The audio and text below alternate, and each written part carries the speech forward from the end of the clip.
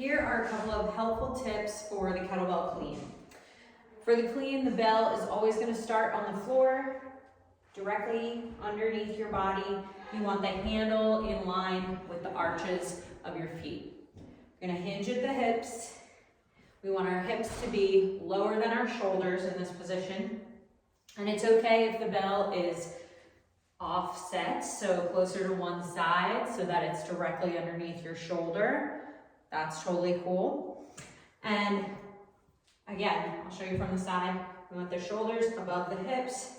We're going to rip the bell out of the ground like it's planted, and we're going to pull our elbow back and scoop our hand up into this rack position.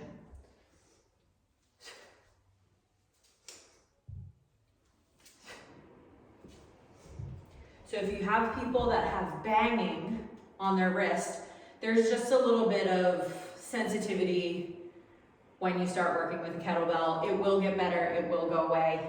But the other thing that's important is really gripping the bell hard at the top so that it doesn't have the opportunity to bang on the back of your arm.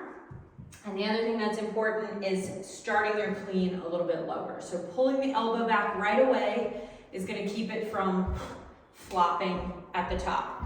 So loose grip on the way up, tight grip at the top to stop it from banging. And thinking of zipping your hand up your midline and staying close to the body throughout is going to help with the banging.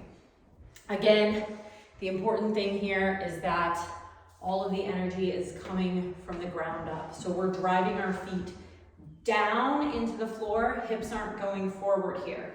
Energy is down, and we want to think of this top position when we're in rack like a plank. Maximum tension throughout the body, and we want to be in a straight line with neutral spine here. All right. The other thing that's important is if you have clients with a chest, with breasts, make sure they're not hitting themselves on the way up. We want the rack position to be right outside. So your arms are vertical at the top. Your forearm is vertical, and very important,